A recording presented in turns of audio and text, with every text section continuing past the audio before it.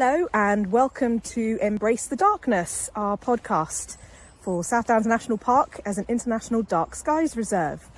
I'm here today on Iping Common, which is one of our dark sky discovery sites, with Kate Drake, who is the Health and Wellbeing Officer for the South Downs National Park, and she's also an ecotherapist. So we're out here for a walk and it's just beginning to get dark. So, hello, Kate. Oh, hi, Elinor. Thank you so much for inviting me for this nighttime walk on Iping Common. It's great to be here just as it's starting to get dark. So thank you. Oh, you're very welcome. It's lovely to be out here for a walk. And there's a beetle on the ground here. Oh, yes. Very dark and black. Yes, just sort of wandering across the path. So, carefully step over him or her and continue on. So Kate, tell us about a time when you've been out in the darkness and what that was like for you.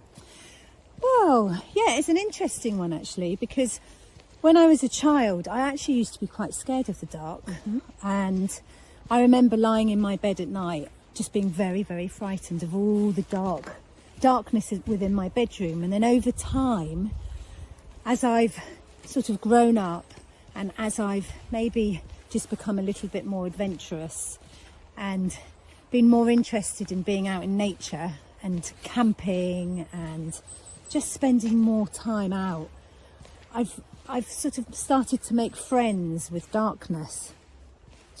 So there's one time in particular where maybe I resorted back to my childlike fear, where I was out. It was in Pembrokeshire actually, and I was out on a vigil for 3 nights, and it was very, very dark, and I was on my own, and I was out with my tarp, and I was out with my bivvy, and it was a very wet night. And I remember when I first set myself up for the night, I was actually quite scared. And there was something there about being maybe uncertain and unsure of the space that I was in. And I didn't necessarily feel that connected to that place. And it was very, very wet. It was very dark. It was very windy. But as my eyes became adjusted to the light, I started to feel a little bit more comfortable. But there was still a fear there. So I needed to go to the toilet. So I had to get out. And so I came out of my sleeping bag. I looked around really quickly, went to the loo, and then came back into the safety of my tarp. And then as I was spending more and more time in that space, I just began to sort of deepen into the place. And the next night, it was still windy. It was still dark. But again, my eyes began to adjust to the landscape, adjust to the place, adjust to the sounds, adjust to the mystery and to the beauty of that place. And I started to feel much more comfortable about being out in the darkness. So I stepped out with my tarp. Again, it was raining, it was drizzling. Although, we think of darkness as being very, very black, I think my experience is it's never, ever that dark. And so I went out and I could see that actually it was although there'd been drizzle, it was getting clearer. It was a clearer sky. Mm. And I actually felt braver and felt much more comfortable to just stand and be with the noises, the sounds, the smells, feeling into the space, looking up at the sky and the stars as they were just beginning to come out, just listening to all those sounds that the night before had been really quite scary for me. So I sort of just began to build this relationship with this place. And then on the 3rd night, it was much clearer. So there was actually the opportunity to spend and to go out of my space again. Not too far, but just to go out and just really look up in awe and wonder at this, just looking up into the sky and looking at stars, looking at planets, looking at the moon that was just beginning to come out, and just realising that I'm just one small being within this bigger place that I call my home. And I think I really felt that over those 3 nights, I began to feel much more comfortable about being in this dark space and just really tuning in. And I think by tuning into this place, it enabled me to just, again, overcome that fear that I started with on the first night. But it was just, I think for me, it was about the magicalness of being in the place where it wasn't just, I was alone as a human being, but there were lots of other beings around me, and just really taking time to slow down and notice and be with those other beings.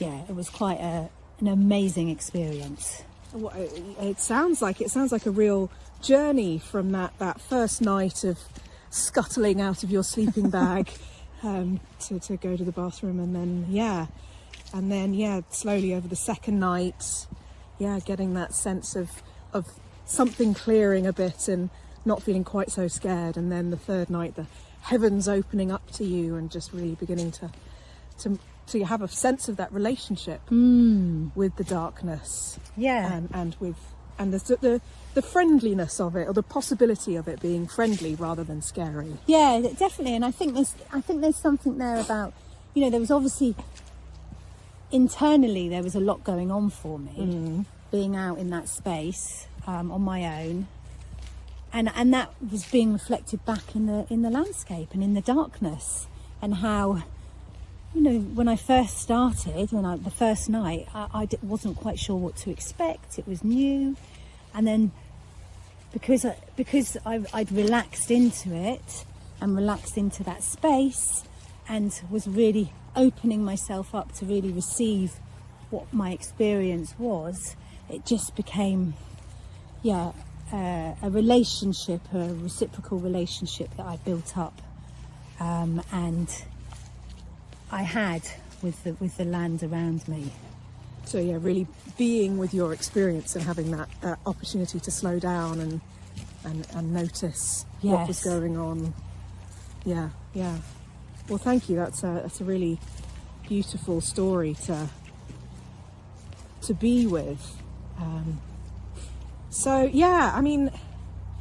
You in your work as a health and wellbeing officer, tell us a bit about what you do with that, and where you link up with Dark Skies in the national park.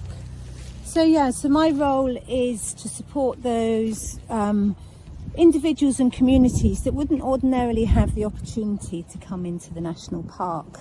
So I work very much with those people experiencing physical, mental health issues, loneliness and isolation, and also those people who are from deprived backgrounds. So that sort of reaches across the whole of the national park, but there's certain areas where those individuals and groups are higher in certain parts of the park that I will then engage with.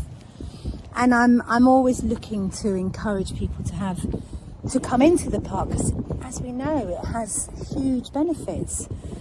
Being in nature can have huge benefits for people in terms of slowing down, feeling more relaxed, reducing stress levels, and just really helping with improving people's mental health, and connecting with the landscape, connecting with nature, and also connecting with each other. So any opportunity that I have, I work. Sorry, it's just getting a little windy, so we'll just pause for a moment. We'll go maybe stand by this tree, try and find a little bit more of a sheltered spot. This is one of the joys of recording outdoors. Maybe if we huddle behind this tree. That's better. Okay. Yeah, so something about, for me, it's about giving people new opportunities because of the benefits, like I already said. So in terms of connecting with the dark skies, it's I often hear people say to me, I never go out on my own, and I never go out at night. So, and I never go out in the darkness. And, you know, similar to me sharing my experience of fear, of the unknown, of not knowing who you're going to meet if you're in an urban area, but also if you're in the middle of a common like where we are today. Oh, and there's a horse horse about to come past. You don't know. You don't know if you're going to meet beetles or horses or dogs. Exactly. So it is the unknown, isn't it? And for some people that can be really quite challenging. So I will always be encouraging people to look at what our programme offers. I know a couple of years ago we had some families that really linked in with some of our virtual content, and we sent out some packs for people, so for the families, so the children could get involved, and they used them within a setting of workers and families and children, so they could work with those materials and learn more about the dark skies. And there's also something I think about encouraging people to walk in when it gets dark and at dusk time. So I try to offer, only when it's possible and resources are possible, but offer people those opportunities. Yes, yeah, to get out, because like you say, the darkness is not necessarily that accessible, even for people who are, have the ability to get outdoors at night. But actually, there's a lot of barriers to getting out at night. Yeah. Like you say, fear and safety. We're a very sight-oriented species, so the darkness, reduces that sense. Although obviously there are people who are sight impaired who may experience it differently. I suppose that's an interesting question. So I'll always be promoting as well through our newsletter when we have our programme available. I always promote that to all the communities that I work with, to support people to try and access some of what we're offering. And when I will get feedback and people say, "Oh, that was a fantastic experience. I've never looked through a telescope. I didn't even know about this star. I didn't know about the planets. I'd never experienced this." And so, there's something about just opening that door or that window of opportunity to some people that it wouldn't otherwise be there. So it's great. It's really fantastic. Brilliant. Well, we'll definitely have to see what else we can do. And the wind is picking up again, so perhaps we'll just pause it there for a moment.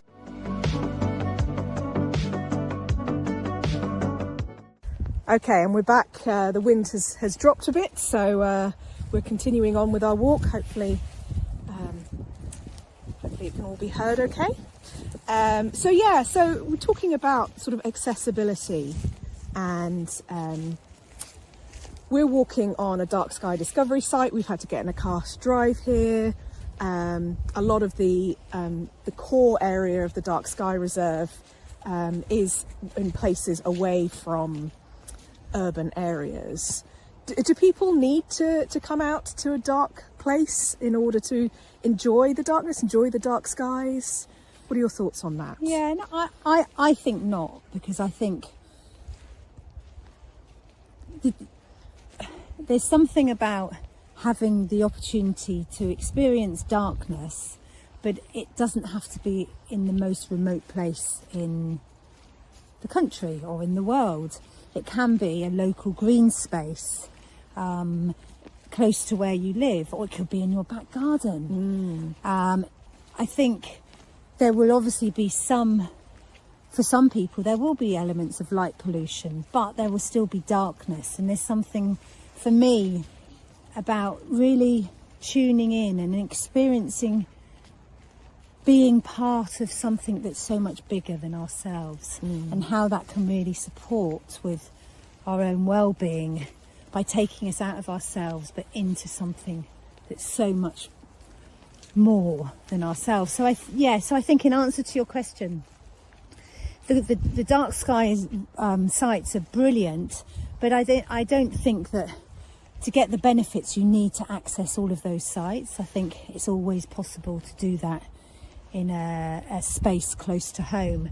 And I suppose there's something also about thinking about safety as well. Yeah. For some people it might be that they don't have anyone to go to a dark place or a dark site with. So actually just stepping into their garden, if they're fortunate to have a garden, or even from your own window of your house or your flat, just to look out into the dark skies, can be hugely beneficial.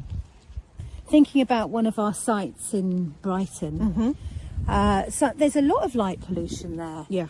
However, people report that they had an amazing experience by looking through telescopes, which they might not have ordinarily had the opportunity to do, but talking to professionals who really know their stuff about the planets and the stars and the universe.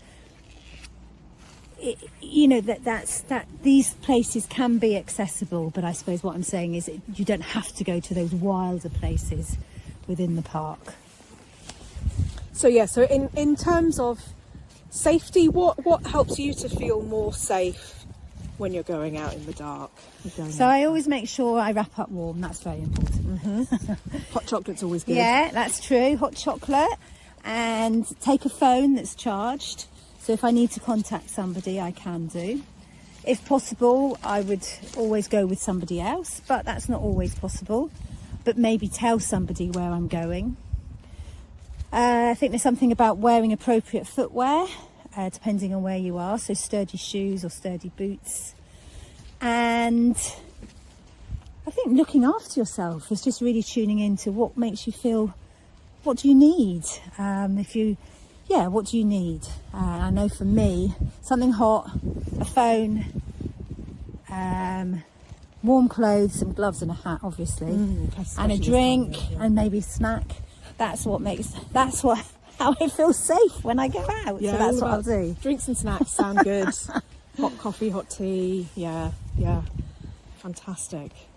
So you mentioned this idea that getting outside at night, experiencing the darkness, whether it's clear skies or cloudy skies. We're under cloudy skies at the moment, and how that connects us with the wider world. There's something about that with well-being, isn't there? Yeah. And how that helps our sense of well-being. Yeah, and I think there's something for me about realising that it takes me, on a personal level, it takes me out of my own head and out of my own woes or worries, or it takes me into something that's bigger and connecting with something that's much bigger than myself, which can really help for me anyway, those days that we all have, I'm sure, not feeling so great, whether that's physically or mentally, but that really puts things into perspective for me. And I know that just looking up like we are now, just standing here and just looking up at the clouds, just as it's really starting to get dark, sort of allows me to just come into my breath, seeing the clouds move.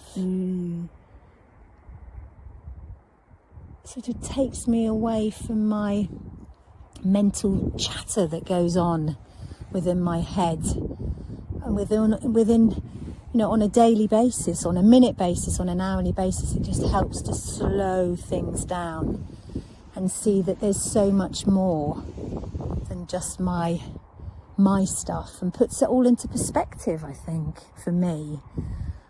So the problems don't go away, but they just settle into a bigger picture. Yeah, they settle into a bigger picture, and I think sometimes they settle into a more of a realistic picture. There's something about things can get blown out of proportion, but bringing myself into a place where actually there's a lot here just allows that to just flow through and blow through. So yeah, I find when I'm out and when I'm walking at night, I mean, one of my favourite times to walk actually is just as the light is turning into dusk and turning into darkness, and walking back at night. Some magic always happens, just because my perspective changes, because perspective does change when you've moved from light to darkness. And just looking around us now on this common, just the shapes of the leaves and the trees and the branches and the heather and the pathways. The light just changes things. So there's always something quite mysterious, I find, when I'm out, through being at home in a place where, you know, as I spoke to earlier about as a child feeling quite afraid, and also my experience of being in Pembrokeshire, feeling afraid at times, but something about slowly just becoming at peace with the place. And I think that helps me when I go from lightness into darkness, because I've seen it in its light, and then I go into the darkness, and then and have that other experience. And that sort of, darkness being sort of half our lives, really. But, yeah, and especially as we're coming to the shortest day of the year and the longest night. Yes, yeah. That's really interesting in itself. Yes, I was fascinated to read the other week that the winter solstice day is 8 hours 38 minutes shorter than at the summer solstice. You know, and you just think, gosh, that's like a whole day's worth, but it's shorter already. You know, That's quite amazing, isn't it? That's over a 6 month period. Oh, and we've just got a helicopter coming over here with its lights on. Because it's dark. Because it's dark, yeah. Wonder what... there's all sorts of life in the skies, both human and otherwise.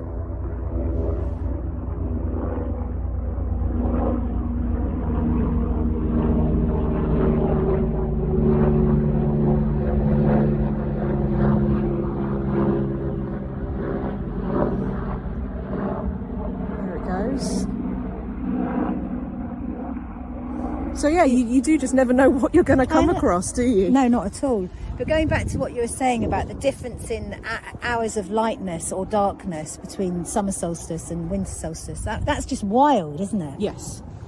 Completely wild, and that there is such a huge number of hours of lightness, but then you get the long dark night at the same time. Which again brings its own mystery and its own uniqueness. Yes, so in many ways this is a great time of year to really build that relationship with the darkness, and to celebrate it. Yeah, definitely. And I think, you know, traditionally we would have done that a lot more than maybe we do now. Obviously we celebrate through Christmas. That's not necessarily around the darkness so much, but you know, our ancestors might have celebrated through dance and festivals and music and sharing food and coming together and singing and lighting fire and bringing light back into the darkness in preparation for those months of ahead of us, of those darker nights, and I think maybe we've lost connection with that in some form or shape. You know, there are opportunities to go and to take part in those kind of activities, but I think generally we've lost that connectivity with that part of our ancestry. Yeah. There's a lovely phrase I've been sitting with recently about we've become saturated with light, so we've lost that balance. I love summer, I love the sunshine, I love spring, but there's something really special about being in the darkness as well. Yeah, definitely. And I think there's something also about, you know, our society moves at a very fast pace, and I think sometimes, well, it comes to the dark times where maybe we need to just listen to our bodies and listen to what we need. And that might be as simple as just coming in, drinking hot chocolates and teas and eating and just really wintering, as some people might call it. Catherine May, the author, would call it. About wintering and just really looking at what we need to slow down And then maybe there's moments to go out and to notice and to be in the darkness and to see and to feel and to smell and to taste and be with that darkness. And then that prepares us as we start to come back into the lightness that spring will bring for us. But I think when we live in a fast-paced society, it's really difficult to just stop and notice and recuperate, whatever the word is, to just prepare ourselves and to nestle down and to look after ourselves. Yeah. So the dark really offers so many important things, for want of a better word, in terms of our cycle in our lives, and like you say, learning to take care of ourselves. Yeah, and I think there's something about not feeling guilty either about doing that, about just tuning in and embracing. There's something about embracing the darkness, embracing the winter, to prepare us and to really allow ourselves to be, for want of a better word. To live. Yes. Yeah, absolutely.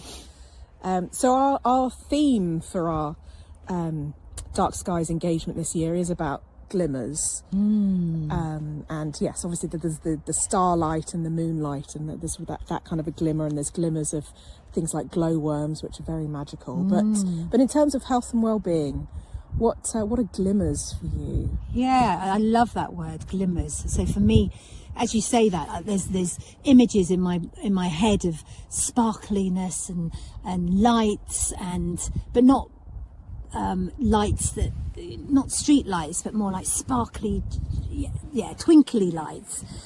So that's the first image that comes into mind. But I also think there's something about, just taking the very special moments and relishing those special moments. So we had one when we started our walk and we came across the beetle. Yes. For me, that's a glimmer. It's like, oh my goodness, look at that beetle.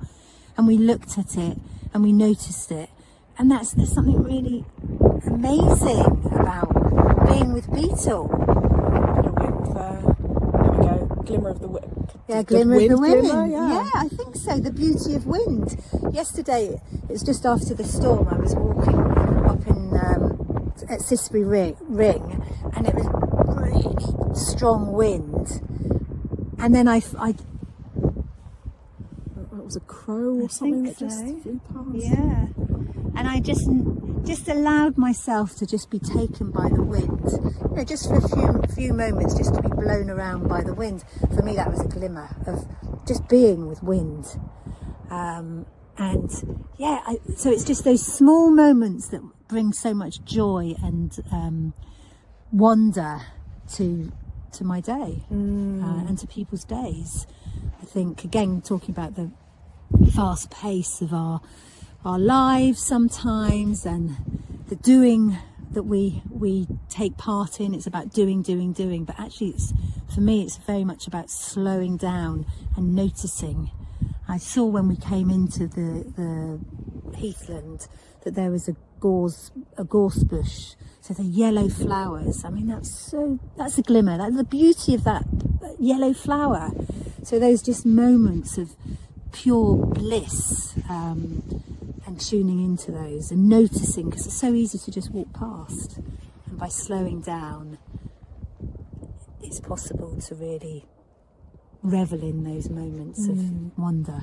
So it sounds like there's some lessons that being in the darkness can really teach us about. I mean, we have to go a bit more slowly in the dark. I'm not sure if that's the right English, but just because we need to be more careful about where we're putting our feet and things like that. So yes, it really does just offer us a time to slow down. Yeah. And maybe time to notice. Yeah, slow down and notice, and then we tune into different senses, because although I don't know about your experience, but my experience is I don't think I've ever been in pitch darkness, pitch blackness.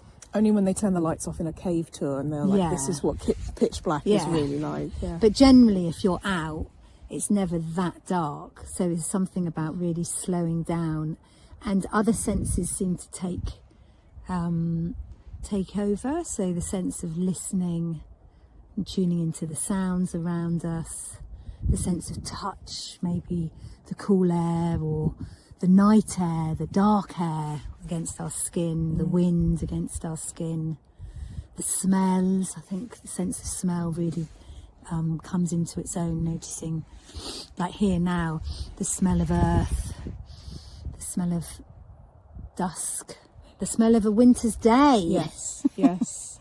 And the tastes, that's something for me about, the shift in temperature of the cold air coming into my mouth and really savouring that. But I think my sense of sight and seeing sort of dampens down a little bit as those other senses become more dominant and more prominent. Which, that's great, because a lot of the time I'm focusing with my sense of seeing, I suppose. So that, again, it brings another element to darkness. So we've been on a real journey from fear to relationship and connectedness to the dark. We've talked a bit about accessibility and how we get out, maybe with sort of safety, and how considering how you feel, how to make yourself comfortable, tuning into that for yourself, and then just this sense of the well-being benefits that being out in the darkness can really bring, that slowing down, becoming aware of the seasonal cycle perhaps of the earth, and coming into our senses in a different way, and really just noticing those glimmers, those little moments in our days that offer us a sense of joy or beauty. Yeah, well, thank you very much. Is there anything else you would like to add? I mean, this has been a really rich conversation. I think I'd like to add is take the opportunity to go out, and it can be as simple as just stepping outside your back door. It can be sitting in your room and turning your lights off and looking out at darkness, or it could be going into a local green or blue space, your local park, or if you live by the beach, walking along the beach at night is really magical. And then if you're able to go to access some of our dark sky events as well. So yes, something about just taking that leap of faith and that step out to experience another way of being in connection and being with the natural world, with this place that we call home, with this planet, with Earth, with the universe. Yes, yeah. Thank you so much, Kate. It's been a real pleasure to be with you here. Thank you, and thank you for inviting me. I've felt very honoured to be invited, so thank you, Elinor. Thank you. Thank you for listening to Embrace the Darkness, presented by me, Elinor Newman.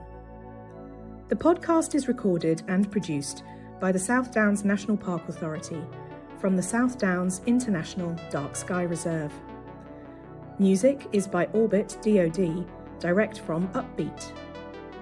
To find out more about the South Downs International Dark Sky Reserve, including the best places to stargaze, go to www.southdowns.gov.uk/dark skies. If you have a comment, suggestion, or any other thoughts, we would love to hear them. You can contact us on embracethedarkness@southdowns.gov.uk. And if you've enjoyed this podcast, please leave us a rating or a review. And until next time, embrace the darkness.